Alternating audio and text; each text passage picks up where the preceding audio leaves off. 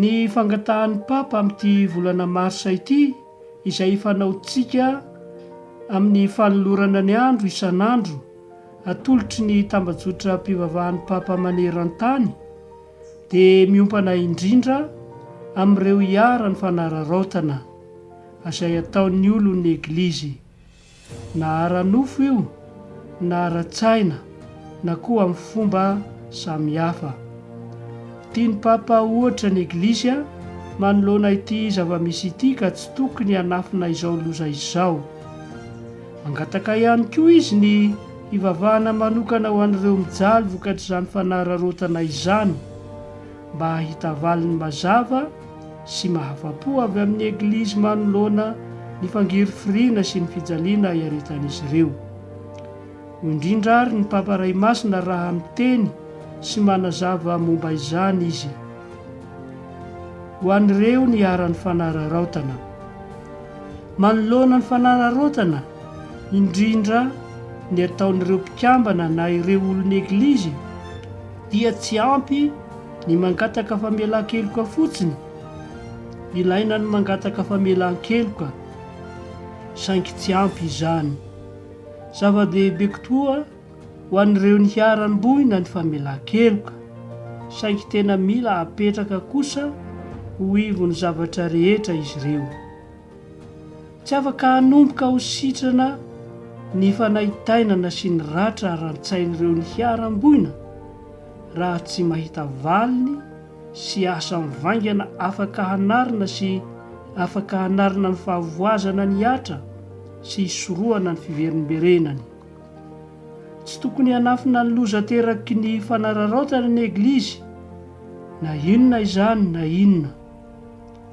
Na rehefa misy fanararaotana mitranga ao anatin'ny fianakaviana, na amina fikambanana, na koa amina karazana androm-panjakana hafa rehetra, tsy maintsy ohatra ny Eglizy, tsy maintsy hanampy amin'ny famahana ireo fanararaotana ireo ny Eglizy, ary tsy maintsy hahariariny eo amin'ny fiarahamonina izany na eo anivon'ny fianakaviana.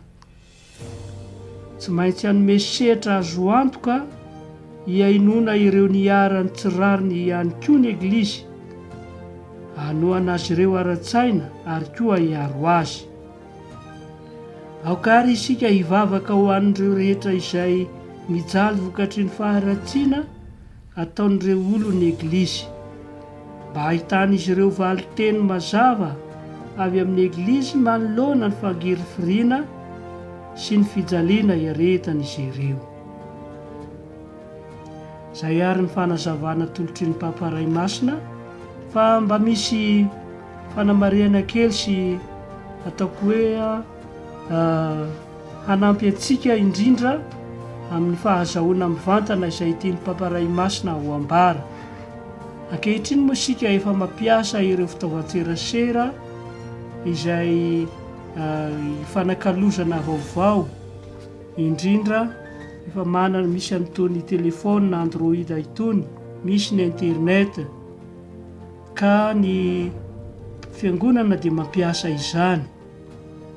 Misy ary ny atao hoe YouTube, izay andefasan'ny papa ray masina sy ampelezany ny fangatahana ampanaovin'ny isam-bolana, ka atolotra antsika izany, manao recherche na fitadiavana ao amin'ny YouTube, isika manoratra ny hoe vidéo du pape mois de mars 2023, dia ho hitantsika miaraka amin'izay ny papa ray masina manazava mivantana izay fangatahana ampanaovin'ny isam-bolana izay. Isam-bolana zany dia miova arakaraky ny volana io fangatahana io. Afaka jerevana ihany koa any amin'ny internet zany ho an'izay afaka manao an'izay, fa ny YouTube moa efa maro ny manana ny itony telefônina Android itony ka mora hitadiavana azy. Ho antsika izay tsy manana ireo fitaovan-tserasera ireo moa dia manampy antsika ny radio RDB zany indrindraindrindra, na radio katolika hafa ihany koa, izay manazava sy manolotra ny tiany papa ray masina ambara. fa dia misaotra antsika rehetra ary a masotoa mivavaka miaraka amin'ny pamparay masina ao anatin'ny vavaka fanolorana ny andro misy ny fangatahana ampanaovin'ny isam-bolana.